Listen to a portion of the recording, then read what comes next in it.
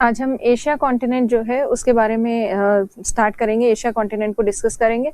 सबसे पहले महाद्वीप जो है एशिया, ये अगर देखा जाए तो क्षेत्रफल की दृष्टि से एरिया वाइज ये वर्ल्ड में नंबर 1 पोजीशन पे है और इवन पॉपुलेशन वाइज भी ये नंबर 1 पोजीशन पे है। जनसंख्या की दृष्टि से भी विश्व में पहला स्थान रखता है ये एशिया महाद्वीप।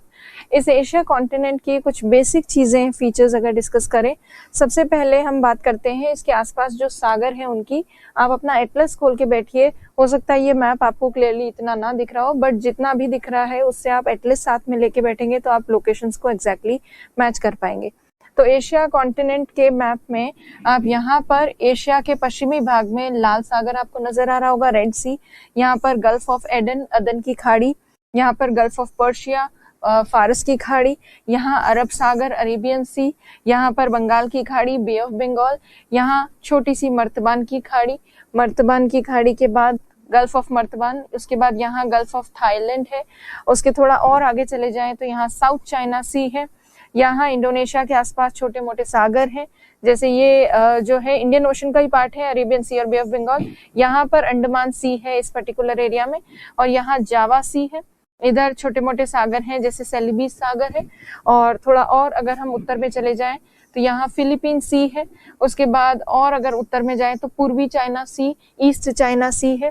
फिर यहाँ येलो सी है साउथ कोरिया के पास, पीला सागर, यहाँ बोहाई की खाड़ी है जिसे कई जगह एटलस में पोहाई की खाड़ी भी लिखा होता है। उसके थोड़ा और ऊपर जाएंगे तो सी ऑफ जापान है जिसे ईस्ट सी भी कहते हैं, पूर्वी सागर। और थोड़ा उत्तर में जाएंगे तो यहाँ ओखोटस्क सागर है, और ओखोटस्क सागर के ठीक और उत्तर में, उत्तर पूर्व में बेरिंग सागर है, बेरिंग सी। और एशिया का जो ईस्टर्न साइड है, पूर्वी भाग में प्रशांत महासागर स्थित है, और उत्तर में अगर आप देखें तो आर्कटिक ओशन स्थित है। और आर्कटिक ओशन के अलावा छोटे मोटे सागर यदि देखें तो लैप्तेव सागर है, और यहाँ पर कारा सागर है, और इस तरह के ऊपर में उत्तर में भी कुछ सागर है। तो ये एशिया के आसपास स्थित सागर है। इन ओशंस को, इन सीज को, इनको याद कीजिएगा, ये बहुत जरूरी है। एशिया के सराउंडिंग जो सागर हैं उनको याद करना जरूरी है।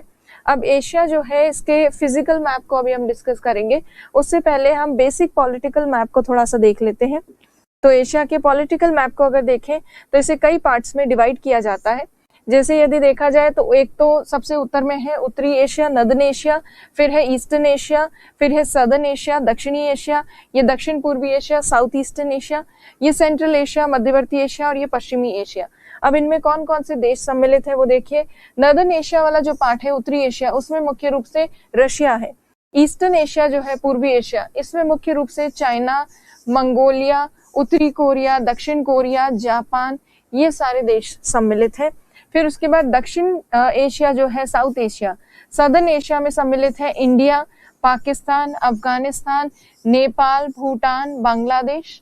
और दक्षिण पूर्वी एशिया जो है, साउथ ईस्टर्न एशिया, इसमें म्यांमार सम्मिलित है, वियतनाम, लाओस, थाईलैंड, कंबोडिया, यहाँ मलेशिया, ये सिंगापुर, यहाँ जावा, सुमात्रा, इंडोनेशिया की जो आइलैंड्स है वो सब इसमें इंक्लूडेड है, इंडोनेशिया वाला पार्ट। फिलीपींस जो है ये भी साउथ ईस्ट एशिया में आता है, और यहाँ पर न्यू गिनी जो है उसका भी कुछ हिस्सा इसी में सम्मिलित है, साउथ ईस्टर्न एशियन कंट्रीज में। फिर उसके बाद अगर वेस्ट एशिया की बात करें तो पश्चिम एशिया में है ईरान, और ईरान के अलावा यहाँ पर ईरान के पास इराक, जॉर्डन, इजराइल, लेबनान, यहाँ पर Kuwait, Bahrain, Qatar, UAE, Oman, Saudi Arabia, Yemen, यहाँ सीरिया, ये तुर्की के पास यहाँ आर्मेनिया, जॉर्जिया, अजरबैजान, ये सारे वेस्ट एशिया की कंट्रीज हैं।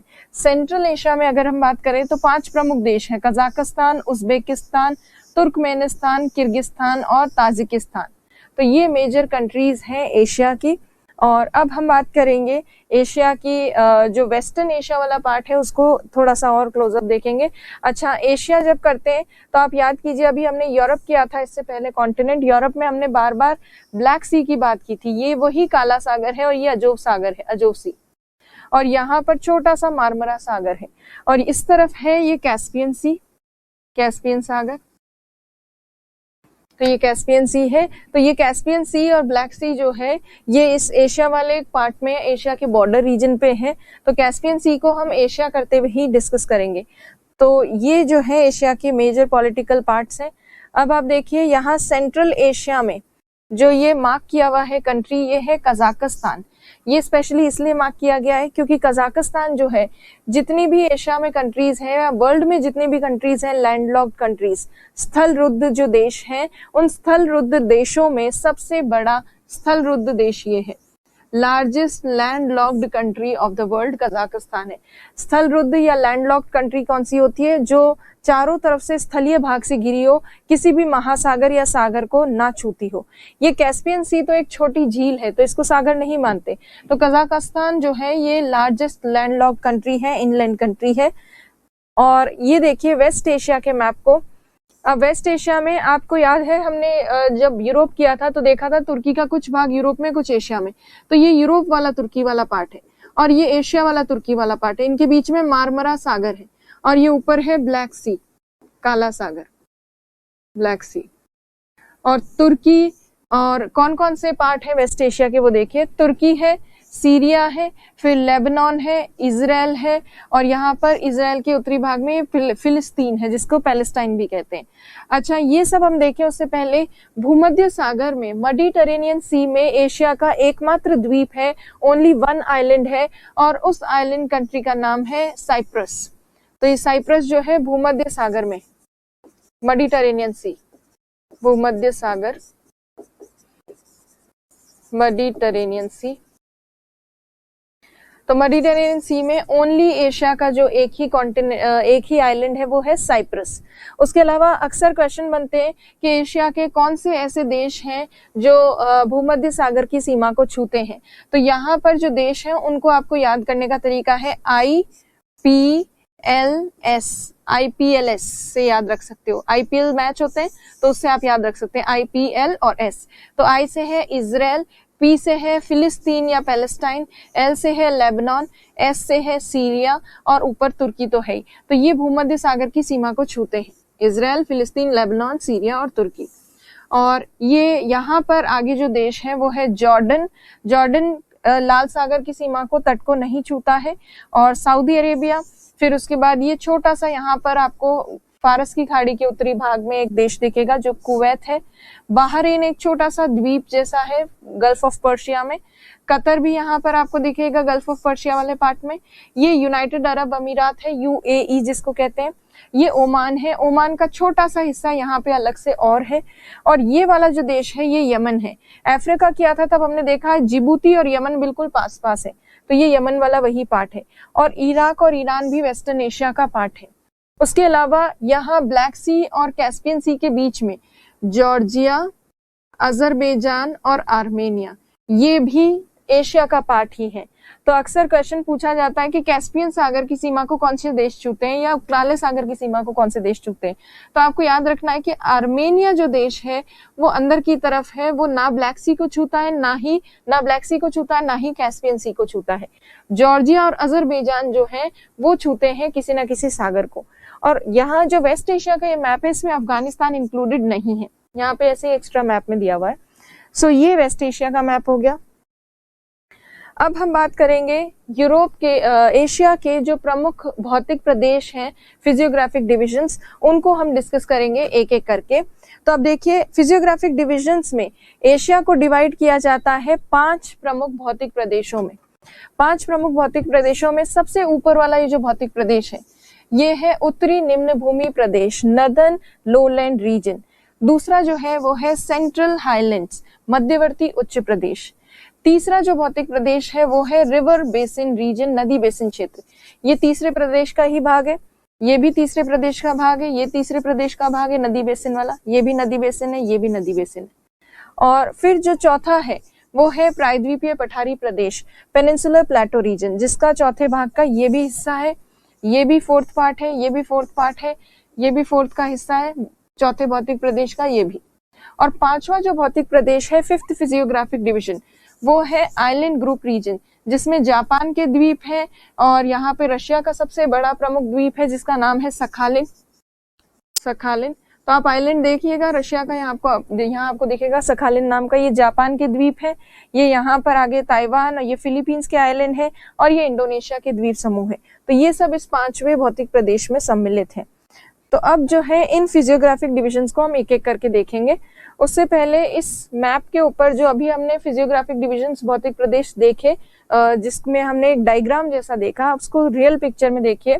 आपको ये ऊपर जो हरे रंग का भाग नजर आ रहा है, ये पूरा पार्ट, ये पूरा जो है ये उत्तरी निम्न भूमि प्रदेश है, नॉर्दर्न लोलैंड रीजन, ये पूरा का पूरा। उसके बाद ये जो बीच वाला आपको भूरे रंग का पार्ट दिख रहा है ब्राउन से कलर का, ये ब्राउन कलर का जो पूरा पार्ट है, ये है सेंट्रल हाईलैंड रीजन। कुछ ये यहाँ पर ये सारा विस्तृत, कुछ एक्सटेंशन इसके यहाँ पे भी है, और ये आगे इस तरह से ये पूरा ऊपर तक आपको फिर सेंट्रल हाईलैंड दिखेगा, मध्यवर्ती उच्च प्रदेश। फिर आपको नदी घाटी क्षेत्र दिखेंगे, ये नदी घाटी क्षेत्र है, यहाँ पर नदी घाटी क्षेत्र, और फिर यहाँ पर भी नदी घाटी क्षेत्र है, सिंधु, इंडस और गंगा का रिवर बेसिन। फिर यहाँ पे भी म्यांमार में भी रिवर वैली रीजन है, यहाँ पर चाइना का, ग्रेट चाइना का प्लेन है, महान चाइना का वृहत मैदान, यहाँ मंचूरिया के मैदान वगैरह हैं, ये वाला पार्ट और ये पूरा हिस्सा। तो ये प्लेन रीजन है, नदी घाटी क्षेत्र है, रिवर बेसिन रीजन। और फिर प्रायद्वीप जो है सबसे जो दक्षिणी भाग है वो पेनिनसुलर पार्ट या पेनिनसुलर प्लेटो रीजन में सम्मिलित है, अरेबियन पेनिनसुलर प्लेटो और इंडिया का पेनिनसुलर प्लेटो, प्रायद्वीपीय पठारी प्रदेश। फिर यहाँ पर Indo China peninsular plateau region, और उसके अलावा यहाँ पर ये कोरिया का पेनिनसुला प्रायद्वीप, और ये यहाँ पर रशिया का प्रायद्वीप। तो बहुत सारे पेनिनसुला यहाँ पर इंक्लूडेड हैं, और आइलैंड्स तो आपको दिख ही रहे हैं। तो रियल मैप में ये इस तरह से नजर आते हैं, जो आपके एटलस में भी होगा, आप देखिएगा। अब देखिए जो भौतिक प्रदेश हैं, ये 5 भौतिक प्रदेश आपको इस मैप में भी, सैटेलाइट मैप में भी आप देख सकते हैं। ये ऊपर जो आपको दिख रहा है ये पूरा लोलैंड रीजन है, नॉर्दर्न लोलैंड रीजन। ये बीच में जो दिख रहे हैं ये सेंट्रल हाईलैंड है, जहाँ पे पर्वत ही पर्वत आपको नजर आ रहे हैं। पर्वतों के ठीक आगे आपको नदी घाटी क्षेत्र दिखेगा, ये नदी घाटी क्षेत्र है पूरा, नदी बेसिन क्षेत्र। और ये प्रायद्वीपीय पठारी प्रदेश है, पेनिनसुलर प्लेटो रीजन, और द्वीप जो है वो तो नजर आ ही रहे हैं। अब सबसे पहले हम बात करेंगे उत्तरी मैदानी प्रदेश की या उत्तरी निम्न भूमि प्रदेश की, लो लैंड रीजन। अब उत्तरी निम्न भूमि प्रदेश डिस्कस करते हैं। तो देखिए नॉर्दर्न लोलैंड आपको जो दिख रहा है वो लगभग यहाँ इन पर्वतों के ऊपर वाला भाग है, माउंटेन्स के ठीक ऊपर वाला पार्ट है। और ये जो पार्ट है इसमें मेनली आपको जो मैदान देखने को मिलता है वो है साइबेरिया का मैदान, क्योंकि ज्यादातर विस्तार इस निम्न भूमि का रशिया में है, और रशिया में जो मैदानी क्षेत्र है उसे साइबेरिया का मैदान कहते हैं। साइबेरिया के मैदान को 2 पार्ट्स में, 2 भागों में डिवाइड करती है येनिसी नदी। येनिसी नदी आपको एटलस में मिल जाएगी। येनिसी नदी के कारण साइबेरिया के मैदान को डिवाइड करते हैं, पश्चिमी साइबेरिया का मैदान और पूर्वी साइबेरिया का मैदान। पूर्वी साइबेरिया का जो मैदान है वो ज्यादा विस्तृत नहीं है, थोड़ा छोटा है, और वेस्टर्न जो साइबेरिया का प्लेन है, साइबेरिया का मैदान, वो काफी बड़ा है, बड़ा विस्तृत है। ईस्टर्न साइबेरियन प्लेन जो है, ईस्टर्न साइबेरियन प्लेन, पूर्वी साइबेरिया के मैदान को कई पार्ट्स में डिवाइड कर सकते हैं। जैसे ये जो उत्तरी भाग है पूर्वी साइबेरिया के मैदान का, इस उत्तरी भाग में आते आते नदियां जो हैं वो धीरे धीरे जमने लगती हैं, क्योंकि नदियां जब नॉर्थ की तरफ जाती हैं तो टेम्परेचर कम होता जाता है, और नदियां जब जमने लगती हैं तो पानी कई जगह अटक जाता है, रुक जाता है। तो उत्तरी साइबेरिया के मैदान में दलदली भूमि हमें देखने को मिलती है, स्वैम्पी कंडीशंस हमें देखने को मिलती, दलदली परिस्थितियां, क्योंकि यहाँ पर नदियां जम जाती हैं और पानी यहीं पर ठहर जाता है कुछ एक क्षेत्र में, इसलिए दलदली भूमि हमें देखने को मिलती है। प्लस पूर्वी साइबेरिया के मैदान में बीच में एक उठा हुआ भाग है, और ये जो बीच में उठा हुआ भाग है इसको कहते हैं सेंट्रल साइबेरियन प्लेटो, मतलब मध्यवर्ती साइबेरिया का पठार। और इस मध्यवर्ती साइबेरिया के पठार के ठीक पूर्व में स्थित है लीना नदी का बेसिन क्षेत्र, और उस लीना नदी के बेसिन क्षेत्र में स्थित है सेंट्रल याकूतियन लोलैंड्स, मतलब मध्यवर्ती याकूत निम्न भूमि क्षेत्र। याकूत, यहाँ पे याकूत्स नाम का एक शहर है, उसके आसपास वाला जो बेसिन एरिया है उसे याकूतियन निम्न भूमि क्षेत्र कह रहे हैं। तो यहाँ पर मैदानी क्षेत्र है थोड़ा सा, जिसे याकूतियन निम्न भूमि क्षेत्र कहते हैं।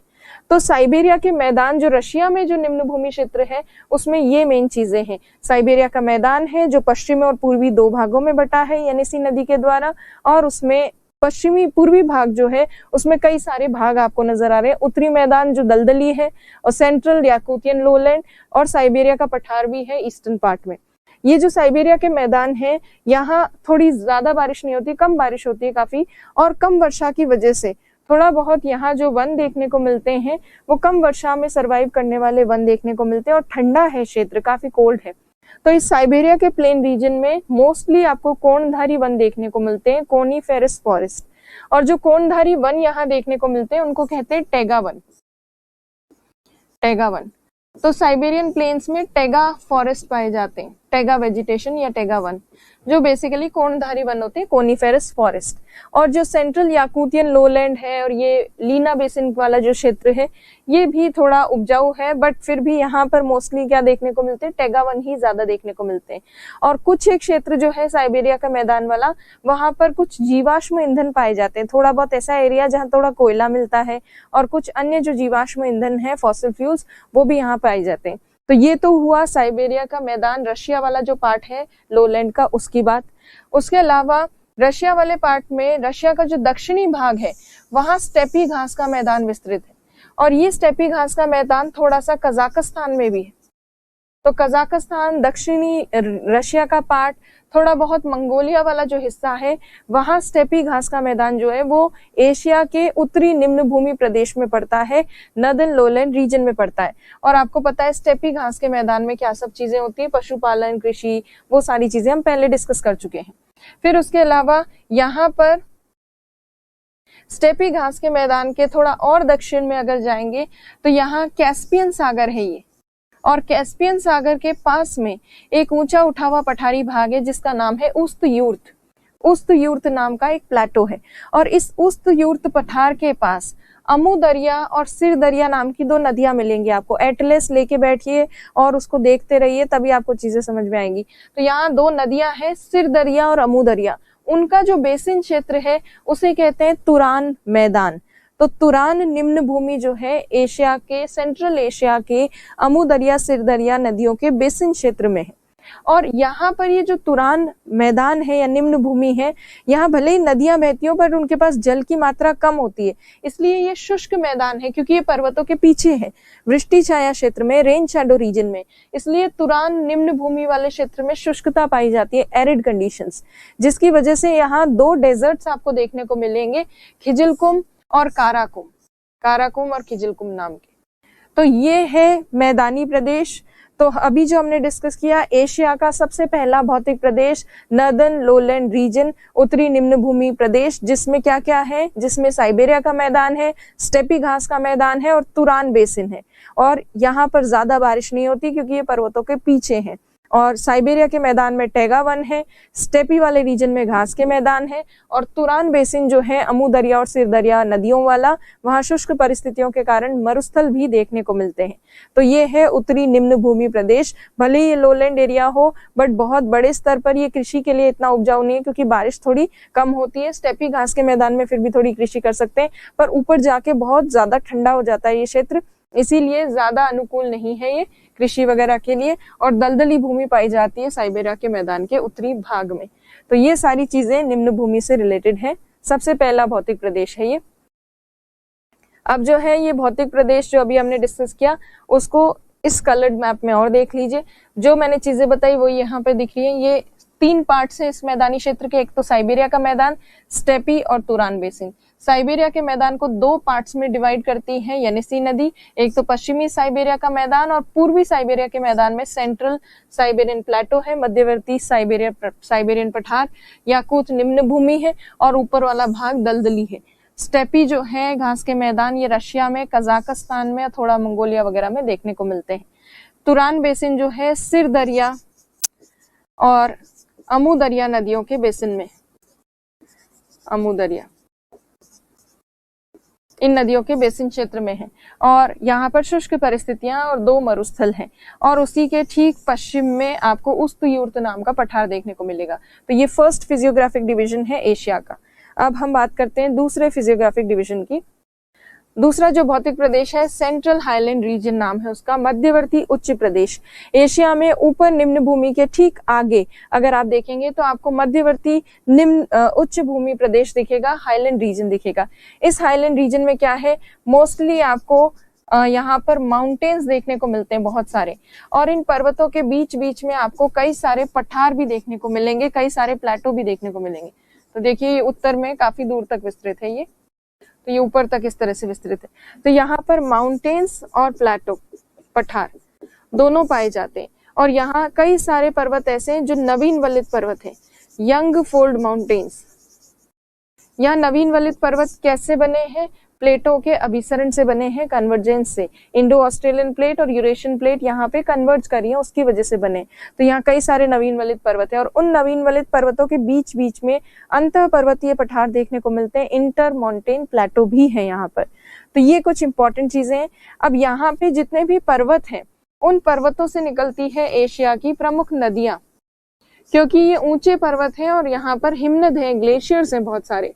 तो इन ग्लेशियर से वाटर रिसीव करके बहुत सारी नदियां निकलती हैं, और वो नदियां जब आगे बहकर जाती हैं तो वो नदियां बेसिन बनाती हैं, और उस बेसिन से बना है एशिया का तीसरा भौतिक प्रदेश जो है नदी बेसिन क्षेत्र, रिवर बेसिन रीजन, जिसको अभी हम डिस्कस करेंगे। और विश्व की सबसे ऊंची चोटी जो है माउंट एवरेस्ट, वो भी इसी फिजियोग्राफिक डिवीजन में है, भौतिक प्रदेश में है। और माउंट एवरेस्ट हिमालय पर्वतीय क्षेत्र में, जो हिमालय पर्वत जो है इस वाले फिजियोग्राफिक डिवीजन का पार्ट है। अब देखिए जो माउंटेन्स पाए जाते हैं इस सेंट्रल हाईलैंड रीजन में, उन माउंटेन्स के नाम देख लेते हैं एक बार, हालांकि अभी हम डिटेल में माउंटेन्स को डिस्कस करेंगे। तो यहाँ देखिए तुर्की में पोंटाइन और पोंटिक भी कहते हैं इसको, पोंटीन और टॉरस, ये दो पर्वत श्रेणियां हैं जिनके बीच में अनातोलिया नाम का पठार है, प्लेटो है। फिर उसके बाद माउंट अरारात है, अरारात नाम का एक पर्वत है। अरारत माउंटेन के आसपास यहाँ पे जो उच्च भूमि क्षेत्र है उसे कहते हैं आर्मेनियन उच्च भूमि, आर्मेनियन हाईलैंड। उसके आगे यहाँ एल्ब्रूस और जाग्रूस नाम की दो पर्वत श्रेणियां हैं। एल्ब्रूस पर्वत श्रेणी में दैमावंद नाम की सबसे ऊंची चोटी है, वेस्ट एशिया की, पश्चिम एशिया की। इन दोनों माउंटेन रेंजेस के बीच में ईरान का पठार है। थोड़ा और आगे जाते हैं तो अफगानिस्तान में हिंदू कुश है। फिर सुलेमान नाम का पर्वत है पाकिस्तान में। यहाँ पे अन्य पर्वत भी हैं पाकिस्तान के, उनको हम बाद में डिस्कस करेंगे। पामिर जो उच्च भूमि क्षेत्र है, यहाँ पर आके विभिन्न पर्वत आकर मिलते हैं एशिया के, इसलिए इसको पामिर की गांठ भी कहते हैं। पहले से एक पठार माना जाता था, पर ये पठारी भाग जो है ये पर्वत का हिस्सा है, इसीलिए अब इसको माउंटेन ही कंसिडर किया जाता है। उसके अलावा जो माउंटेन रेंजेस है यहाँ पर वो है तिएन शान, कुनलुन शान, हिमालय पर्वत, अल्ताई पर्वत, और यहाँ कुनलुन शान और हिमालय पर्वत के बीच में है तिब्बत का पठार। और अगर आगे जाएंगे चाइना में तो यहाँ पर आपको कई सारे पर्वत और नजर आएंगे, अल्तुन शान, नान शान, इस तरह के।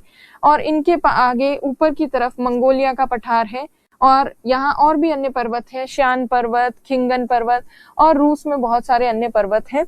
और यहाँ पर एक म्यांमार में प्रमुख पर्वत है अराकन योमा, जिसको हमने इंडियन ज्योग्राफी के टाइम पे कई बार जिसका नाम आपने सुना होगा।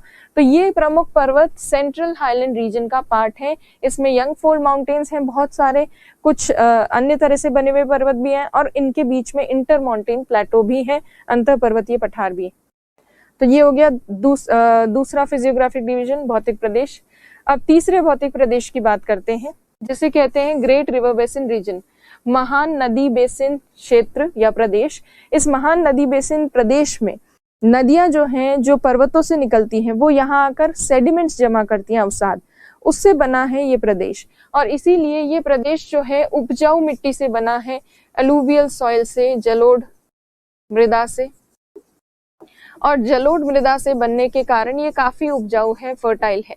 इसीलिए एशिया का सबसे प्रमुख कृषि प्रधान क्षेत्र यही है, यही भौतिक प्रदेश, ये फिजियोग्राफिक डिवीजन एग्रीकल्चरल लैंड है मेजर एशिया की। और यहीं पर ज्यादातर जो लोग हैं, पॉपुलेशन आपको डेंसिटी यहीं पर ज्यादा देखने को मिलेगी, इसी मैदानी क्षेत्र में या इस नदी बेसिन क्षेत्र में।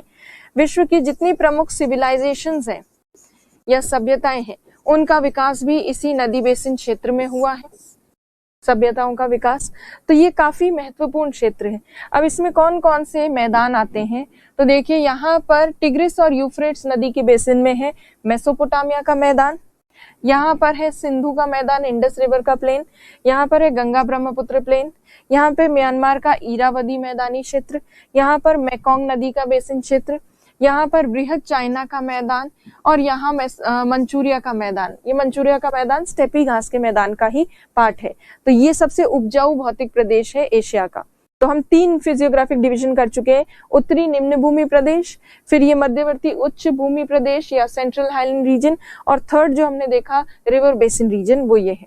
अब हम 4th फिजियोग्राफिक डिवीजन देखेंगे, चौथा भौतिक प्रदेश। चौथा भौतिक प्रदेश जो है एशिया का वो है दक्षिणी प्रायद्वीपीय पठारी प्रदेश, सदर्न पेनिनसुलर प्लेटो रीजन। आपको पता है पेनिनसुला क्या होता है, जो 3 तरफ से सागर से घिरा होता है। तो इस प्रायद्वीपीय क्षेत्र में काफी सारे पेनिनसुला हैं, जैसे ये अरेबियन पेनिनसुला। अरेबियन पेनिनसुला जो है ये वर्ल्ड का सबसे बड़ा पेनिनसुला है, विश्व का सबसे बड़ा प्रायद्वीप। इस प्रायद्वीपीय क्षेत्र में शुष्क परिस्थितियों के कारण कई सारे मरुस्थल देखने को मिलते हैं। कुछ एक यहाँ पर आपको पर्वत भी देखने को मिलेंगे, उन पर्वतों को हम अभी बाद में डिस्कस करेंगे। तो ये जो है मरुस्थलीय क्षेत्र है इस पठारी क्षेत्र में, पठारी प्रायद्वीपीय प्रदेश में, और यहाँ तेल के भंडार मिलते हैं। आपको पता है यहाँ सऊदी अरेबिया और इस तरह के देश हैं, वहाँ तेल के कुएं पाए जाते हैं, तो काफी इंपॉर्टेंट रीजन है ये। फिर है भारत का प्रायद्वीप, इंडियन पेनिनसुला। भारत के प्रायद्वीपीय क्षेत्र में काफी ज्यादा खनिज पाए जाते हैं, मिनरल्स हैं। तो जितना भी पेनिनसुलर प्लेटो रीजन है वहां पे बहुत सारे खनिज हैं, चाहे वो कहीं का भी प्लेटो, वहां पे डिफरेंट मिनरल्स पाए जाते हैं। तो ये खनिज संपन्न क्षेत्र है भारत का। फिर आ जाता है इंडो चीन का प्रायद्वीप। इंडो चीन पेनिनसुला में भी कुछ प्लेटो रीजन है, पठारी क्षेत्र है, और वो भी खनिज संपन्न है। फिर यहाँ ऊपर आ जाता है कोरिया प्रायद्वीप, जिसमें नॉर्थ कोरिया और साउथ कोरिया वाला जो पेनिनसुला है वो इंक्लूडेड है। कोरिया प्रायद्वीप के थोड़ा सा नीचे यहाँ पर छोटा सा पेनिनसुला है चाइना का, जिसे कहते हैं शानडोंग, शानडोंग पेनिनसुला, शानडोंग प्रायद्वीप। थोड़ा और उत्तर में अगर जाएंगे तो रशिया के सबसे उत्तरी भाग में कमचटका प्रायद्वीप है, कमचटका पेनिनसुला। तो ये प्रमुख पेनिनसुला प्रायद्वीप इस प्रदेश में सम्मिलित है। इस रीजन में बहुत सारे प्लेटो हैं, और जहां पे भी पठार होते हैं वो प्रमुख खनिज संपन्न पठारी क्षेत्र होते हैं। तो मिनरल रिच एरिया जो है एशिया का, वो ये वाला फिजियोग्राफिक डिवीजन है। तो पहला भौतिक प्रदेश हम देख चुके हैं, निम्न भूमि प्रदेश, ये सेंट्रल हाईलैंड, ये नदी बेसिन देख लिया, और चौथा अभी हमने देखा प्रायद्वीपीय पठारी प्रदेश। अब देखिए प्रायद्वीपीय पठारी प्रदेश का एक और पिक्चर, एक और मैप में। ये अरेबियन पेनिनसुला है, यहाँ पे अरब का पठारी क्षेत्र है, खनिज संपन्न है, ये भी मिनरल रिच है। ये इंडिया का पेनिनसुला है, यहाँ डेक्कन प्लेटो है, दक्कन का पठार जो मिनरल रिच है, खनिज संपन्न। ये इंडो चीन का प्रायद्वीप है, जहाँ शान का पठार है म्यांमार में, जो खनिज संपन्न है। यहाँ यूनान का पठार है चाइना में, ये भी काफी इंपॉर्टेंट है, मिनरल रिच है। शानडोंग का प्रायद्वीप पेनिनसुला, जो अभी नॉर्थ कोरिया साउथ कोरिया के नीचे मैंने बताया था, वो शानडोंग का पेनिनसुला यहाँ दिख रहा है। और ये कोरिया प्रायद्वीप, और इसमें इस मैप में कमचटका पेनिनसुला नहीं दिख रहा, पर आप एटलस में अपनी मार्क कीजिएगा और इन सब पेनिनसुलास के नाम याद कीजिएगा, प्रायद्वीप के नाम याद कीजिएगा। तो ये हो गया प्रायद्वीपीय पठारी प्रदेश। अब हम बात करेंगे द्वीपीय समूह प्रदेश की, island group region. Island group region में एशिया के ईस्टर्न साइड में, पूर्वी भाग में जो द्वीप हैं वो इसमें सम्मिलित हैं इस प्रदेश में। मोस्टली एशिया के पूर्वी भाग में पैसिफिक ओशन प्लेट, प्रशांत महासागरीय प्लेट और इंडो ऑस्ट्रेलियन प्लेट का या इंडो ऑस्ट्रेलियन क्या यूरेशियन प्लेट का अभिसरण हो रहा है। तो यूरेशियन और पैसिफिक ओशन प्लेट जब कन्वर्ज करती हैं, अभिसरण होता है उनका, उसकी वजह से यहाँ पर कई सारे ज्वालामुखीय द्वीप बने, वॉल्केनिक आइलैंड्स। जैसे यहाँ पर जापान के द्वीप बने हैं, आपको जापान के द्वीपों के नाम याद होने चाहिए। जापान के द्वीपों के 4 प्रमुख द्वीप हैं, होक्काइडो, होंशो, क्यूशू, शिकोकू। इनके नाम आप एटलस में देख के याद कीजिएगा। तो जापान के द्वीपों का नाम ज्वालामुखी क्रियाओं से हुआ है। और ये कमचटका प्रायद्वीप और जापान के बीच में छोटे छोटे आइलैंड्स जो हैं, ये कुरिल द्वीप समूह है, कुरिल आइलैंड, जापान और कमचटका पेनिनसुला रशिया का, उसके बीच में। इनको लेकर काफी विवाद है रशिया और जापान के बीच में। रशिया चाहता है कि उसके अंतर्गत आ जाए, उसके कंट्रोल में आ जाए, और जापान चाहता है कि उसके कंट्रोल में आ जाए। तो ये काफी विवादित क्षेत्र है, ये आपको आईआर में बताया जाएगा, इंटरनेशनल रिलेशन की क्लास में। यहाँ पर एक रशिया का रशिया का सबसे बड़ा आइलैंड है जिसका नाम है सखालिन आइलैंड, सखालिन द्वीप। तो रशिया का सखालिन द्वीप, रशिया का सबसे बड़ा द्वीप है सखालिन द्वीप। सखालिन द्वीप और रशिया के मेनलैंड के बीच में टाटरी की खाड़ी है, गल्फ ऑफ टाटरी। फिर आगे अगर देखें, ये जापान के द्वीप हैं, ये कोरिया प्रायद्वीप है। यहाँ पर आगे आपको फिलीपींस के द्वीप नजर आएंगे, फिलीपींस आइलैंड्स। फिलीपींस आइलैंड्स में भी कुछ प्रमुख द्वीप हैं, उनको आप देखिएगा एटलस में। और फिलीपींस आइलैंड्स के अलावा यहाँ इंडोनेशिया के काफी सारे आइलैंड्स हैं, तो इंडोनेशिया में भी बहुत से मेजर आइलैंड्स आपको देखने को मिलेंगे, सुमात्रा, जावा और ये सब, तो उनको एटलस में लोकेट कीजिएगा। तो ये द्वीप समूह ज्वालामुखी क्रियाओं से बने हैं। इन्हीं द्वीप समूह का विस्तार अंडमान निकोबार के रूप में देखने को मिलता है। और आगे यहाँ द्वीपीय देश भी हैं कुछ, जैसे श्रीलंका, मालदीव वगैरह। पर इस तरफ के वेस्टर्न साइड के जो द्वीप हैं वो प्रवाल द्वीप हैं, और ईस्टर्न साइड के जो मेनली आइलैंड्स हैं वो वॉल्केनिक आइलैंड्स हैं, ज्वालामुखी द्वीप है। इन ज्वालामुखी द्वीपों में सभी आइलैंड्स पे एक बेसिक हमें फिजिकल स्ट्रक्चर देखने को मिलता है, जिसमें बीच में एक ज्वालामुखी चोटी है, वॉल्केनिक माउंटेन है। और इस वॉल्केनिक माउंटेन से कुछ समय बाद जब ये ठंडा हो जाता है, यहाँ पे बर्फ, ग्लेशियर्स आ जाते हैं, उससे निकलती है कुछ नदियां। और नदियों के निकलने से तटवर्ती क्षेत्र पे, कोस्टल रीजन पे कोस्टल प्लेन्स का फॉर्मेशन हुआ है, तटवर्ती मैदान जो है उसका निर्माण हुआ है। तो इस तरह का स्ट्रक्चर आपको मोस्टली सभी आइलैंड्स में देखने को मिलेगा, जहां कोई ना कोई वॉल्केनिक पीक है और आसपास कोस्टल रीजन है, तटवर्ती क्षेत्र है। तो ये हमने एशिया के 5 भौतिक प्रदेश जो हैं उनको ब्रीफली डिस्कस कर लिया, और आगे हम माउंटेन्स वगैरह जो हैं उनको डिटेल में देखेंगे, और कुछ इंपॉर्टेंट माउंटेन्स को डिटेल में देखेंगे। एशिया का सबसे इंपॉर्टेंट माउंटेन हम ऑलरेडी कर चुके हैं, जो क्या है, हिमालयन माउंटेन, हिमालय पर्वत, वो हम ऑलरेडी कर चुके हैं। बाकी जो अन्य पर्वत हैं उनको देखेंगे एक एक करके। तो देखिए, एशिया के प्रमुख पर्वत, उसमें जो अस्सिर पर्वत आपको यहाँ पे दिख रहा है, ये जो देश है ये है यमन। तो ये अस्सिर पर्वत यमन और सऊदी अरेबिया में स्थित है, सऊदी अरेबिया में। तो बस इसमें यही याद रखना है कि कहाँ पे है, बस काफी होगा, कोई खास इंपॉर्टेंट माउंटेन नहीं है। यहाँ पर ये तुर्की है, तुर्की। तो तुर्की में 2 प्रमुख पर्वत हैं, पोंटीन और टॉरस। पोंटीन और टॉरस, पोंटिक भी लिखा होता है कई जगह। पोंटीन और टॉरस जो पर्वत श्रेणियां हैं, इनसे 2 प्रमुख नदियां निकलती हैं, टिग्रिस और यूफ्रेट्स। एटलस में देखिए आपको दिखेगी टिग्रिस और यूफ्रेट्स। ये 2 नदियां जो हैं इनका ओरिजिन होता है टॉरस पर्वत से, टॉरस पर्वत जो है। और पोंटीन और टॉरस दोनों जो पर्वत है उनके बीच में एक पठार है, प्लेटो है, उस पठार का नाम है अनातोलिया का पठार। ये और ये अनातोलिया का पठार जो है ये वही है, जब हमने यूरोप किया था तब देखा था, अनातोलिया कहते हैं, अनातोलिया प्रायद्वीप कहते हैं तुर्की के एशिया वाले पार्ट को, वो इसी वजह से कहते हैं, इस प्लेटो रीजन की वजह से। तो अनातोलिया का पठार इन दोनों माउंटेन रेंजेस के बीच में है। तो तुर्की की सबसे इंपॉर्टेंट माउंटेन रेंजेस है। फिर उसके बाद थोड़ा आगे अगर जाते हैं पोंटीन और टॉरस के ईस्ट में, तो यहाँ पर एक पर्वत चोटी है। पर वो चोटी करे उससे पहले इस पर्वत चोटी के आसपास जो है आर्मेनियन उच्च भूमि है, आर्मेनियन हाईलैंड है। आर्मेनियन हाईलैंड एक पठारी क्षेत्र है, और उस आर्मेनियन आइलैंड के ऊपर एक हाईएस्ट पीक है जिसका नाम है अरारत। तो ये अरारत माउंटेन जो है, ये यहाँ पे ये जो दिख रहा है आपको, ये वाला, ये अरारत माउंटेन तुर्की का सबसे ऊंचा पर्वत है। और ये अरारत माउंटेन ये एक वॉल्केनिक पीक है, ज्वालामुखी चोटी। अब आप सोचेंगे यहाँ ज्वालामुखी उद्भव कैसे हो गया, तो ये अरेबियन प्लेट है, और अरेबियन प्लेट यहाँ यूरेशियन प्लेट से टकराती है, तब बीच में यहाँ पर काला सागर है, कैस्पियन सागर है, और उनकी वजह से जल उपलब्ध हो जाता है। और ब्लैक सी और कैस्पियन सी की वजह से वाटर का प्रेजेंस होता है अरेबियन प्लेट और यूरेशियन प्लेट के बीच में, इसलिए वॉल्केनिक माउंटेन्स आपको इस रीजन में भी थोड़ा बहुत देखने को मिलते हैं। तो अरारत माउंटेन तुर्की की सबसे ऊंची चोटी है और ज्वालामुखी चोटी है। फिर उसके बाद थोड़ा और ईस्ट में अगर चले जाएं, पूरब में, तो आपको नजर आता है एल्ब्रूस और जाग्रोस पर्वत श्रेणियां। ये ईरान की माउंटेन रेंजेस है, एक नॉर्थ में है एक साउथ में है। और एल्ब्रूस जो पर्वत श्रेणी है इसमें सबसे ऊंची चोटी है दैमावंद। ये दैमावंद जो है ये केवल ईरान की ही नहीं, पूरे वेस्ट एशिया की, पश्चिम एशिया की सबसे ऊंची चोटी है।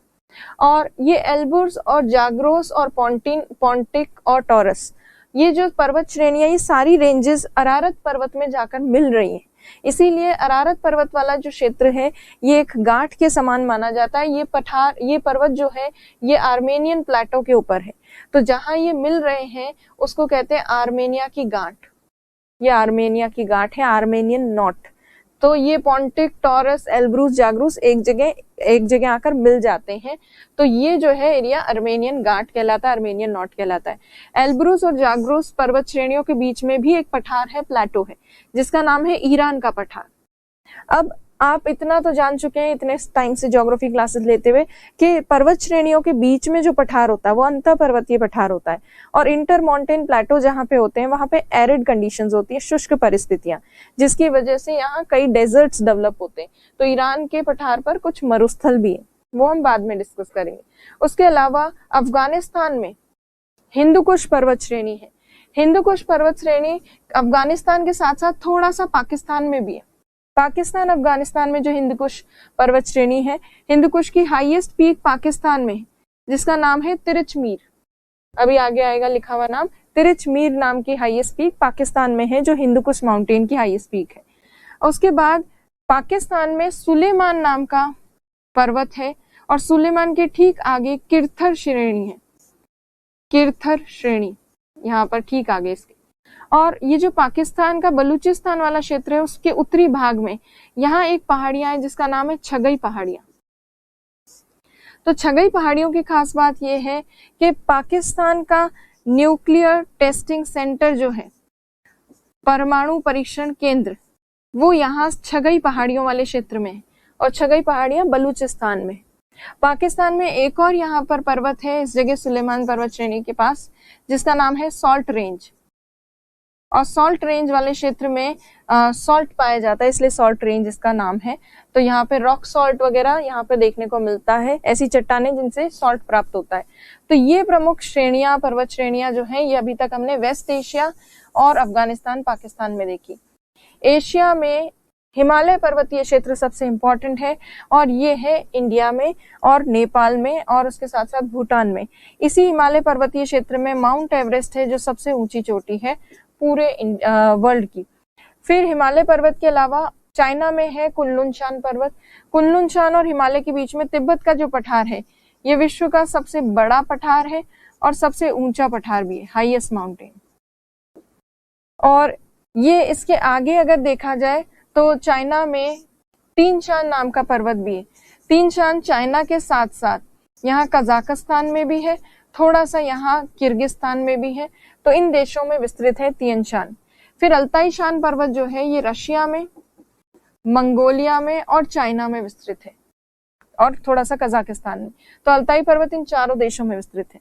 फिर ये यहाँ पर जो है अन्य नानशान और अल्तुनशान, ये माउंटेन रेंजेस आपको मेनली चाइना में देखने को मिलेगी। खिंगन पर्वत जो कि स्टेपी घास के मैदान की बाउंड्री जो है, ईस्टर्न बाउंड्री, वो डिसाइड करता है, वो खिंगन माउंटेन यहीं पर है। इसके ठीक साउथ में यहाँ पर मंचूरिया घास के मैदान है, ये हम पहले देख चुके हैं खिंगन वाला। फिर सियान पर्वत जो है ये मेनली रशिया में है, और थोड़ा सा इसका पार्ट मंगोलिया में, थोड़ा सा मंगोलिया में भी, और आगे ऊपर रशिया में कुछ पर्वत श्रेणियां, वो इतनी इंपॉर्टेंट नहीं है। अब देखिए एशिया की, सेंट्रल एशिया की जो माउंटेन रेंजेस है वो सब आकर मिल रही है पामीर नाम के पर्वतीय क्षेत्र में। तो इसे पामीर गांठ कहा जाता है, पामीर नॉट कहते हैं इसको, KNOT। तो पामीर गांठ वाले क्षेत्र में एशिया की प्रमुख पर्वत श्रेणियां आकर मिलती हैं। पहले पामीर को एक पठारी क्षेत्र भी माना जाता था। तो उस समय पठारी क्षेत्र जब मानते हैं, जब when we consider Pamir as plateau, then it is considered as highest plateau. Tibet वाले प्लेटो रीजन से भी ऊंचा है ये, पर वास्तव में अब इसको माउंटेन कंसिडर किया जाता है, प्लेटो कंसिडर नहीं करते। तो इसीलिए तिब्बत का पठार अब हाईएस्ट प्लेटो माना जाता है, क्योंकि पामीर के नॉर्थ वाले रीजन में सब माउंटेन रेंजेस आकर मिलती हैं, जो कि हाईएस्ट माउंटेन रेंजेस है वर्ल्ड की। इसलिए पामीर की गांठ वाले क्षेत्र जो है उसको विश्व की छत भी कहा जाता है।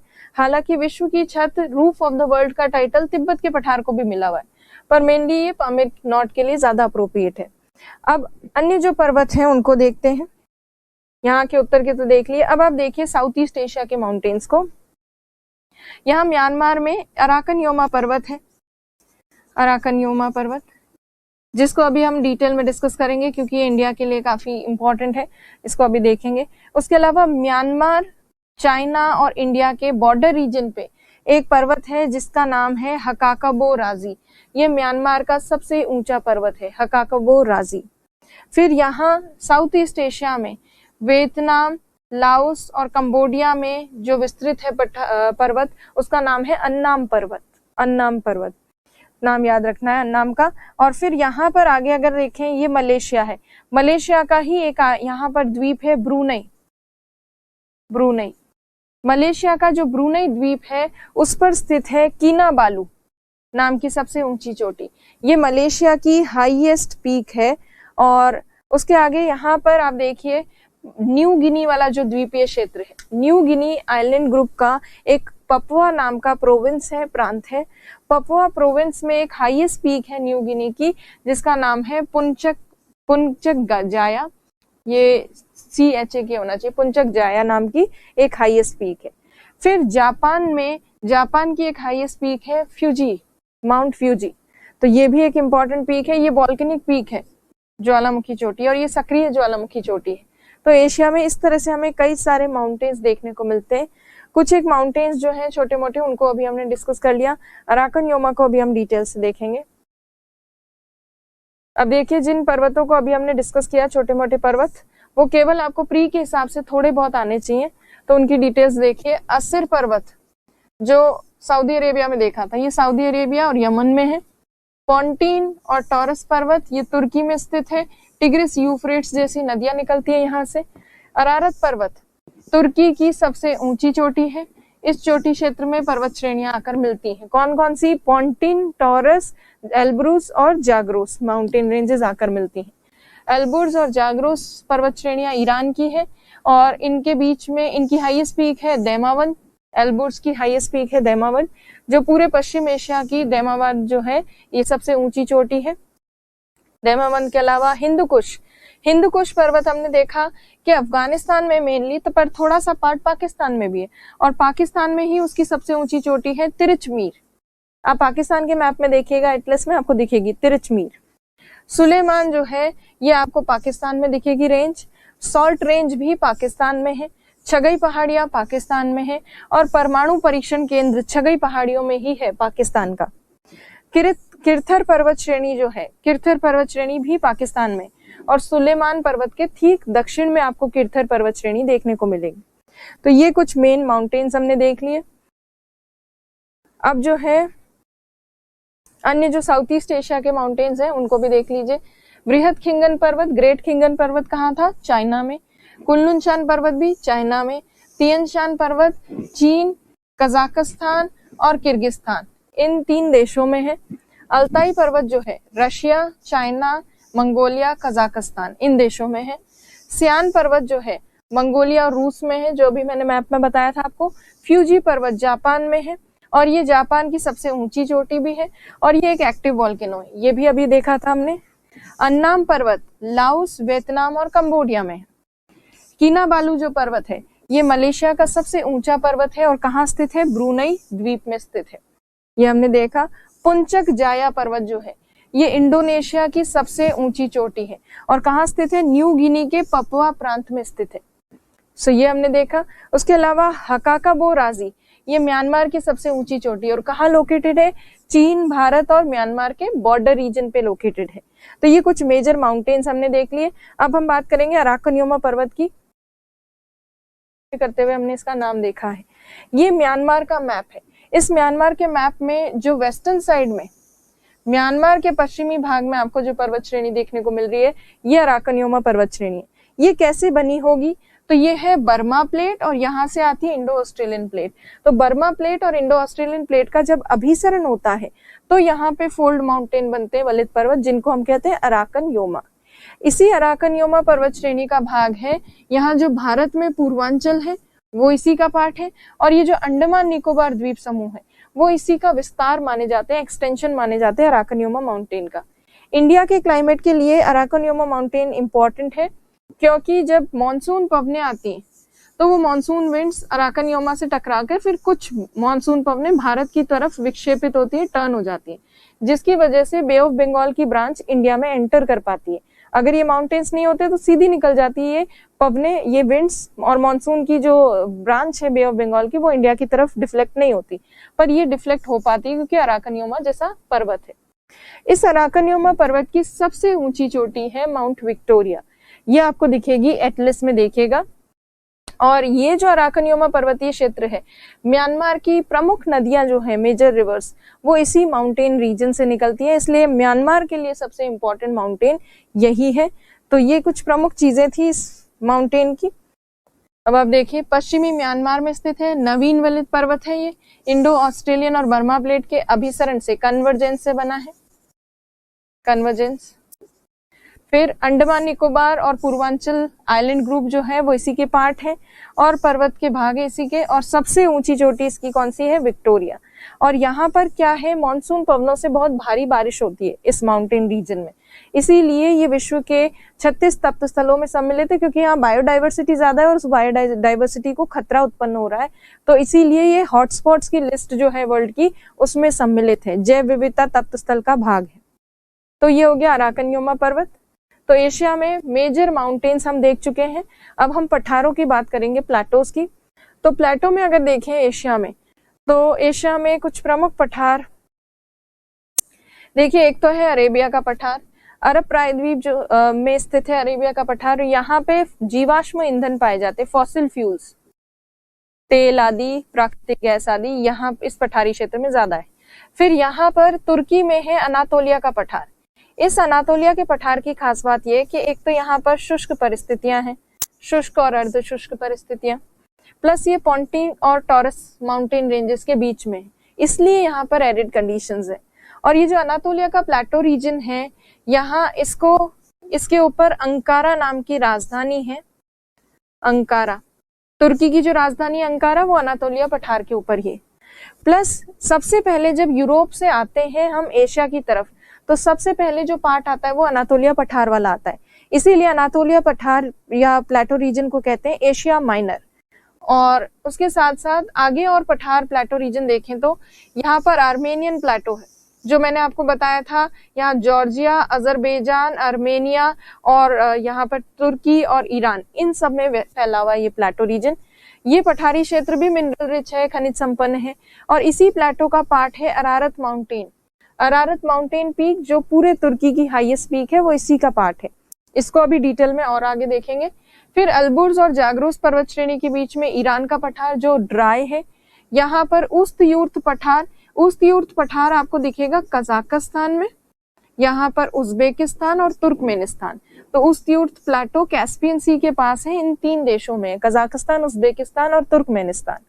फिर उसके बाद पाकिस्तान में यहाँ पर पोतवार का पठार, पोतवार के पठार को भी अभी देखेंगे। पोतवार का जो पठारी क्षेत्र है, यहाँ पर पाकिस्तान की राजधानी इस्लामाबाद ये स्थित है, इस पठार के ऊपर इस्लामाबाद। और इस्लामाबाद के अलावा रावलपिंडी जो है, रावलपिंडी वो भी इसी प्लेटो रीजन के ऊपर स्थित है, रावलपिंडी शहर। रावलपिंडी इसलिए फेमस है क्योंकि ये सैन्य अड्डा है या मिलिट्री बेस है आर्मी का, पाकिस्तान की आर्मी का मिलिट्री बेस, सैन्य अड्डा, इसलिए ये इंपॉर्टेंट है रावलपिंडी। तो इस्लामाबाद जैसी कैपिटल, रावलपिंडी जैसा प्रमुख शहर इस पोतवार पठारी क्षेत्र पे है। और ये पोतवार प्लेटो रीजन काफी मिनरल रिच भी है, खासतौर पर यहाँ कोल और ये सब जो है ऑयल, तेल, प्राकृतिक गैस, इन सब के रिजर्व्स मिलते हैं। दक्कन का पठार हम पहले कर चुके हैं इंडिया में। पामीर का जो पठारी क्षेत्र तो नहीं, अब तो इसको पर्वत कंसिडर किया जाता है, बट पामीर को विश्व की छत कहा जाता है, रूफ ऑफ द वर्ल्ड, और इसे पामीर की गांठ भी कहते हैं क्योंकि यहाँ पर्वत श्रेणियां आकर मिलती है, पामीर नॉट। फिर तिब्बत का जो पठार है, ये कुनलुन और हिमालय पर्वत के बीच में है, इंटर माउंटेन प्लेटो है, अंतर पर्वतीय पठार, पर ऊंचा पठार है, इसीलिए यहाँ बहुत सारे ग्लेशियर्स हैं, हिमनद है। और उन हिमनदों से निकलती है एशिया की प्रमुख नदियां, जैसे ब्रह्मपुत्र नदी इससे निकलती है, साल्वीन नदी इससे निकलती है, मेकोंग नदी से निकलती, कई सारी प्रमुख नदियां यहाँ से निकलती हैं इस प्लेटो रीजन से। और ये जो प्लेटो रीजन है, इसकी भूमि का भारत की जलवायु को भी बहुत बड़े स्तर पर ये पठार प्रभावित करता है, वो हमने मॉनसून के टाइम पे देखा था। और ये पठार विश्व का सबसे बड़ा, लार्जेस्ट प्लेटो भी है और सबसे हाईएस्ट प्लेटो भी। ये कुछ इंपॉर्टेंट चीजें हैं तिब्बत के पठार की। फिर ये जो शान का पठार है ये म्यांमार में स्थित है। मिनरल रिच प्लेटो है ये, खनिज संपन्न पठार, और कुछ प्रमुख नदियां इसके ऊपर से बह के आती है, जैसे साल्वीन नाम की नदी इसके ऊपर से बहती आती है। और यहाँ पे जो मिनरल्स है, सीसा, जस्ता, चांदी, ये सब यहाँ मिलते हैं। ये यूनान का पठार है, चाइना में है। सो चाइना का एक इंपॉर्टेंट प्लेटो रीजन है, ये भी मिनरल रिच है। ये लोयस का पठार है, लोयस। ये लोयस का पठार विंड्स की वजह से बनता है, पवनों की निक्षेपण गतिविधियों से। अभी इसको डिस्कस करेंगे। लोयस के पठार के अलावा मंगोलिया का पठार जो है वो केवल मंगोलिया में नहीं, मंगोलिया और चाइना दोनों देशों में। और ये साइबेरिया का सेंट्रल साइबेरियन जो प्लेटो है, मध्यवर्ती साइबेरिया का पठार, ये कहाँ है? पूर्वी साइबेरिया के मैदानी क्षेत्र में देखने को मिलता है। तो ये मेजर प्लेटो है, इनमें से कुछ पठारों को हम डिस्कस करेंगे डिटेल में, बाकी को केवल शॉर्ट में देखेंगे। तो देखिए, अनातोलिया का पठार सबसे पहला जो प्लेटो रीजन है, ये आपको देखने को मिलता है जैसे ही यूरोप खत्म होता है, यूरोप का तुर्की वाला पार्ट खत्म होता है, वैसे ही एशिया वाला हिस्सा शुरू होते ही ये अनातोलिया का पठार आ जाता है, जो पॉन्टीन और टॉरस दो माउंटेन रेंजेस के बीच में है, पर्वत श्रेणियों के बीच में है ये पठार। ये देखिए पॉन्टिक, और यहाँ पर नीचे ये टॉरस, इन माउंटेन रेंजेस के बीच में है ये पठारी क्षेत्र। इस वजह से यहाँ थोड़ी शुष्क परिस्थितियां हैं, एरिड कंडीशंस या सेमी एरिड बोल सकते हैं। और जैसा मैंने अभी आपको बताया कि तुर्की की राजधानी अंकारा इस पठारी क्षेत्र के ऊपर है। कुछ झीलें भी हैं, जैसे लेक तो आपको यहाँ पे दिख रही है, पर ये झीलें इतनी इंपॉर्टेंट नहीं है। यहाँ जो शुष्क और अर्धशुष्क परिस्थितियां हैं उसकी वजह से यहाँ पर पशुपालन ज्यादा होता है। यहाँ पर भेड़, बकरियां, ये सब ज्यादा पाली जाती हैं। खास तौर पर यहाँ पर एक बकरी जो पाली जाती है वो है अंगोरा, और अंगोरा बकरी की ऊन बहुत अच्छी होती है, इसलिए अंगोरा नाम की बकरी यहाँ पे काफी बड़े स्तर पर पाली जाती है। ये वाला जो एशिया का पार्ट है ये सबसे पहले आता है यूरोप की तरफ से जब हम एंटर करते हैं एशिया में, इसीलिए इस अनातोलिया पठारी क्षेत्र को कहते हैं एशिया माइनर। और ये तुर्की का एक मेजर प्लेटो रीजन है। तो देखिए, पॉन्टीन और टॉरस माउंटेन के बीच में इंटर माउंटेन प्लेटो, अंतर पर्वतीय पठार, शुष्क परिस्थितियां, एरिड कंडीशंस है। तुर्की की राजधानी मतलब कैपिटल अंकारा इसके ऊपर स्थित है। एशिया माइनर कहते हैं इस रीजन को। और यहाँ पर जो है उच्च गुणवत्ता की ऊन उत्पादित करने वाली अंगोरा बकरी, अंगोरा गोट जो है, उनको पाला जाता है, तो उसके लिए फेमस है। तो ये हो गया तुर्की का प्रमुख पठार। अब हम बात करते हैं आर्मेनिया के पठारी क्षेत्र की, आर्मेनियन उच्च भूमि की। आर्मेनियन उच्च भूमि कहाँ है? तो ये आपको लोकेशन समझ में आ रही है? अब तो इतना मैप्स देख लिया, आपको समझ में आनी चाहिए। तो ये देखिए, ये अनातोलिया का पठार है, ये तुर्की में है। और यहाँ पर ये काला सागर है, ब्लैक सी, और ये कैस्पियन सी। इसके बीच में, ब्लैक सी कैस्पियन सी के बीच में जो कंट्रीज है वो याद होनी चाहिए, जॉर्जिया, अजरबैजान, और नीचे आर्मेनिया, फिर पास में तुर्की और दूसरी तरफ ईरान। तो ये आर्मेनिया का पठार जो है वो इन्हीं आसपास के देशों में विस्तृत है, जैसे जॉर्जिया में, अजरबैजान में, आर्मेनिया में, तुर्की में और यहाँ ईरान में। इन देशों में इसका एक्सपेंशन है, विस्तार है। और जो अरारत पर्वत चोटी हमने की है, अरारत माउंटेन पीक, वो अरारत नाम की ज्वालामुखी चोटी आर्मेनियन प्लेटो के ऊपर ही है। और अरारत माउंटेन पीक जो है वो हाईएस्ट माउंटेन पीक है तुर्की की। उसके साथ साथ आर्मेनियन प्लेटो जो है वो भी काफी ज्यादा पर्वतों से घिरा हुआ है, इसलिए यहाँ पे भी एरिड कंडीशंस है। और कई सारी यहाँ पर झीलें देखने को मिलती हैं, लेक्स देखने को मिलती हैं।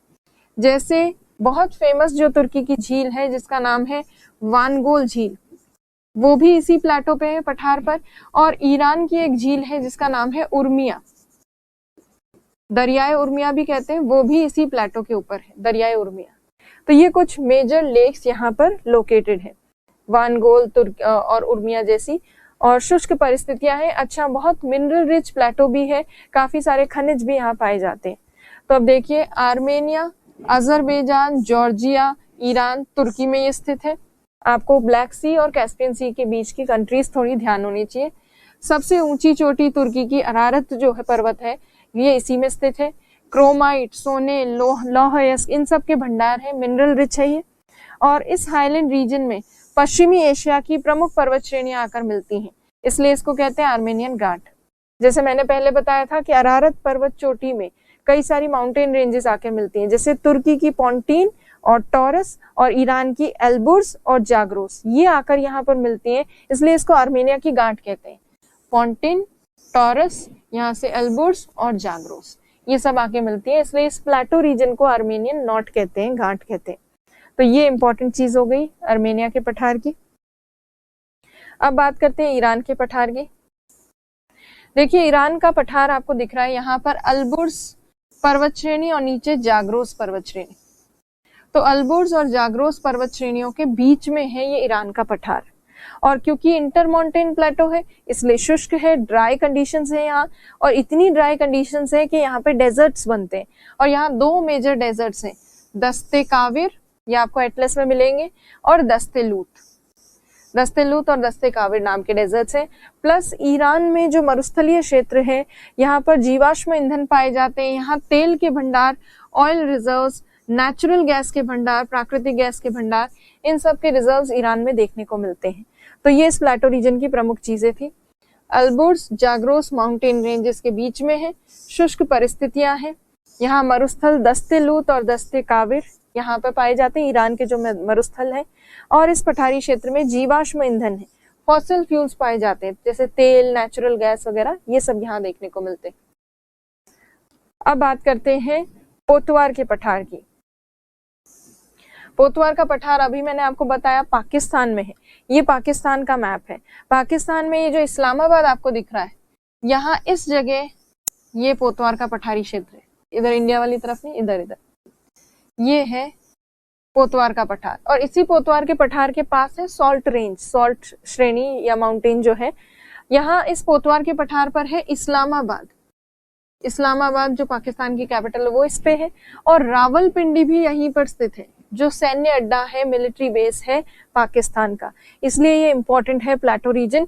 और जैसा मैंने बताया यहाँ पे नेचुरल गैस, ऑयल, तेल, फॉसिल फ्यूल्स, जीवाश्म ईंधन काफी ज्यादा पाए जाते हैं।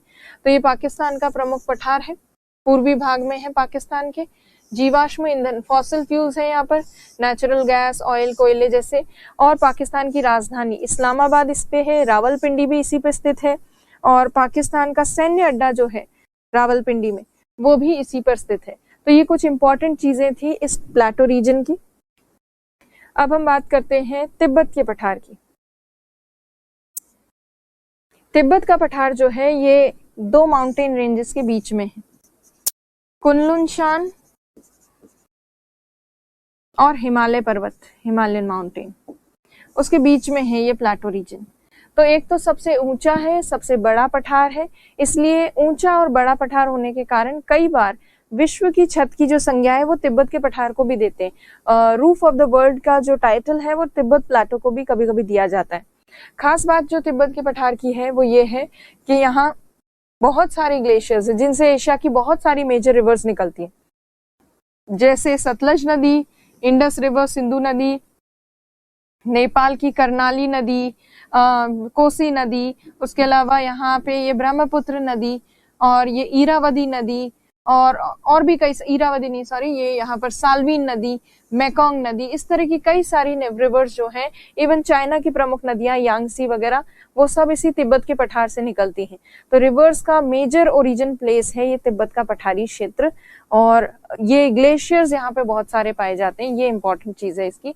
तो हिमालय पर्वत और कुनलुन शान के बीच में है, सबसे बड़ा तथा सबसे ऊंचा पठार है, विश्व की छत की संज्ञा भी देते हैं इसको कई बार। यहाँ बहुत सारे ग्लेशियर्स हैं, हिमनद है, और इनसे एशिया की प्रमुख नदियां निकलती हैं, जैसे ब्रह्मपुत्र, सिंधु मतलब इंडस, सतलज, यांगसी, ये सारी रिवर्स निकलती हैं। तो ये तिब्बत के पठार की प्रमुख चीजें हो गई। अब देखिए म्यांमार के पूर्वी भाग में एक पठारी क्षेत्र है, ये म्यांमार है, इसकी ईस्टर्न साइड में ये है शान का पठार, शान प्लेटो। शान का पठार जो है इससे बहती है एक नदी जो आती है तिब्बत के पठार से होते हुए घूमते घामते, साल्वीन नदी जिसको कहते हैं। तो साल्वीन नदी इस प्लेटो रीजन से बहती है। तो शान के पठार की खास बात एक तो ये है कि साल्वीन नदी बहती है, ईस्टर्न म्यांमार का मेजर प्लेटो है, मिनरल रिच है। क्या क्या मिनरल्स हैं यहाँ पर? तो यहाँ पर पाए जाते हैं सीसा, लेड, जस्ता, जिंक और चांदी। सीसा, जस्ता, चांदी जैसे प्रमुख खनिज यहाँ पे पाए जाते हैं। इन मिनरल्स के अलावा यहाँ पर बहुमूल्य पत्थर भी पाए जाते हैं, प्रीशियस स्टोन्स जो हैं वो भी पाए जाते हैं इस पठारी क्षेत्र में, प्लाटो रीजन में। तो ये म्यांमार का मेजर प्लाटो है, ईस्टर्न म्यांमार का। सो ये इंपॉर्टेंस है इसकी। तो देखिए साल्वीन नदी बहती है, बहुमूल्य पत्थर है, इस पे खनिज है सीसा, जस्ता, चांदी जैसे, और पूर्वी म्यांमार का प्रमुख पठार माना जाता है ये। और ये म्यांमार का मैप इस तरह से आप ड्रॉ करना भी सीखिए, साउथ ईस्ट एशिया का अलग से मैप ड्रॉ करके देखिएगा आप। अब हम बात करते हैं लोयस का पठार। लोयस का पठार आपने कई बार एग्जाम्पल्स में लिखा होगा, विंड से, पवनों से निर्मित पठारों में। ये चाइना में स्थित है, ये चाइना का मैप है, और ये लोयस का पठार है चाइना के नॉर्दर्न पार्ट में और मंगोलिया के ठीक साउथ में। और ये लोयस का पठार विंड्स की जो डिपोजिशनल एक्टिविटी है उससे बना है, पवनों की जो निक्षेपण गतिविधि होती है उससे बना है ये पठार। और जब नदियां इस प्लाटो रीजन के ऊपर से बहती हैं खासतौर से हुआंगी नदी, तो नदियां इस पठारी क्षेत्र को काफी ज्यादा अपरदित करती हैं, इरोड करती हैं, क्योंकि इसमें ये डिसइंटीग्रेटेड फॉर्म में या छोटे छोटे जो सेडिमेंट्स आकर जमा हुए हैं उससे बना है ये पठार। तो लोयस का पठार जो है वो इजीली इरोड हो जाता है, तो नदियां इसको काफी ज्यादा अपरदित करते हुए जाती हैं। तो जब रिवर्स इसको इरोड करती हैं और आगे बहकर जाती हैं, तो इस पठार के आसपास नदियों ने सिल्ट जमा कर दिया है। सिल्ट मतलब गाद जमा कर दिए, इस पठार को काट काट के इरोड करके गाद जमा कर दिया। और ये जो सिल्ट या गाद होती है काफी उपजाऊ है, तो इस प्लाटो रीजन से गाद प्राप्त होती है आसपास के क्षेत्र में, जो कृषि भूमि के लिए महत्वपूर्ण है या एग्रीकल्चर के लिए काफी इंपॉर्टेंट है जो गाद। पर इसकी वजह से एक लॉस ये होता है कि जो नदियां इसके ऊपर से बह के जाती हैं वो नदियां काफी ज्यादा सेडिमेंट्स ले लेती हैं, अवसाद ले लेती हैं, और जब नदी के पास ज्यादा सेडिमेंट्स होते हैं तो नदी बार बार अपना मार्ग बदलती है, जिसकी वजह से बाढ़ की समस्या अक्सर उत्पन्न होती है। तो इस लोयस के पठार के फायदे हैं कि सिल्ट उत्पादित हो रहा है, सिल्ट जो है वो इकट्ठा हो रहा है आसपास, पर इसके लॉस भी है कि इसकी वजह से नदियों में बाढ़ की समस्या उत्पन्न होती है। तो ये एक इम्पॉर्टेंट पठार है चाइना में, तो चीन में स्थित पठार। और ये जो पठार है इसको एक पीली भूमि पठार भी कहा जाता है, क्योंकि यहाँ येलो कलर के सेडिमेंट्स है, तो येलो लैंड प्लेटो भी कहते हैं इसको, हुआंगटू प्लेटो भी कहते हैं, पठार भी कहते हैं। और वायु के निक्षेपण, डिपोजिशनल एक्टिविटीज जो है विंड्स की, उनकी वजह से बना है। हुआंगी जैसी प्रमुख नदी इस पर बहती है और जो इसको काफी ज्यादा इरोड करती है प्लेटो को, इसीलिए इसके आसपास सिल्ट युक्त मृदा है जो काफी उपजाऊ है। परंतु इस गाद की वजह से क्या होता है, हुआंगहो नदी में बाढ़ की समस्या उत्पन्न होती है। तो ये लोयस का पठार एक सबसे इंपॉर्टेंट प्लेटो है चाइना का, काफी फेमस है। तो ये कुछ इंपॉर्टेंट पठार हो गए। अब देखिए मध्यवर्ती साइबेरिया का पठार। ये मिडिल या सेंट्रल साइबेरियन जो प्लेटो है, ये हमने किया था साइबेरिया का मैदान अभी जब देखा था तब। तो ये जो प्लेटो रीजन है, इस पठार से एक तो इस पे काफी सारे खनिज है, इसके एक तरफ येनेसी जैसी नदी है, दूसरी तरफ लीना जैसी नदी है, और लीना नदी के बेसिन क्षेत्र में क्या है, याकूत निम्न भूमि वाला क्षेत्र है। तो दोनों तरफ इस प्लेटो रीजन के रिवर्स है, और इसके दक्षिणी भाग में यहाँ पर आपको कई सारे पर्वत नजर आएंगे, जैसे शियान पर्वत, अल्ताई पर्वत, ये सब माउंटेन्स इसके साउथ में। और ये जो साइबेरियन प्लेटो रीजन है, यहाँ से येनेसी नदी की एक मेजर ट्रिब्यूटरी, प्रमुख सहायक नदी निकलती है, जिसका नाम है तुंगस्का। तुंगस्का आप देखिएगा एटलस में आपको दिखेगी। तो तुंगस्का जैसी एक इम्पॉर्टेंट ट्रिब्यूटरी साइबेरियन प्लेटो से निकलती है, और ये पठारी क्षेत्र जो है इसमें काफी सारे खनिज मिलते हैं, कोयला और अन्य जो प्रमुख खनिज हैं वो भी पाए जाते हैं। और इस सेंट्रल प्लेटो रीजन के ठीक आगे दलदली भूमि पाई जाती है साइबेरिया के मैदान में। तो साइबेरियन प्लेटो साइबेरिया के प्लेन में एक मेजर प्लेटो रीजन है। और उसके साथ साथ जैसे मैंने आपको बताया था कि साइबेरिया के मैदान में बहुत ज्यादा बारिश नहीं होती, पर कम वर्षा के साथ साथ यहाँ तापमान भी कम है, टेम्परेचर भी कम है, इसलिए यहाँ जो वृक्ष विकसित होते हैं वो कैसे होते हैं, कोणधारी वन, कोनीफेरस फॉरेस्ट, जो यहाँ साइबेरियन प्लेन्स में होते हैं या साइबेरिया के पठारी क्षेत्र में है प्लेटो रीजन में, उनको कहते हैं टैगा। तो यहाँ पर टैगा वन पाए जाते हैं, इस पठारी क्षेत्र में भी टैगा वन पाए जाते हैं, और साइबेरिया के मैदानी क्षेत्र में भी टैगा वन पाए जाते हैं। तो ये टैगा वन के लिए विख्यात है। तो साइबेरिया के मैदान के मध्य भाग में है ये हाईलैंड, येनेसी और लीना जैसी नदियों के बीच में स्थित है। तुंगस्का नदी इस पठार पर बहती है, और यहाँ पर कॉन्टिनेंटल क्लाइमेट है, मतलब घिरा हुआ है स्थल से, तो यहाँ पे शुष्कता बहुत ज्यादा है, यहाँ पे गर्मी भी ज्यादा पड़ती है, सर्दी भी ज्यादा पड़ती है और एरिड कंडीशंस है। यहाँ पर कोणधारी वन यहाँ पे विकसित होते हैं, जिनको क्या कहते हैं, टैगा वन, टैगा फॉरेस्ट।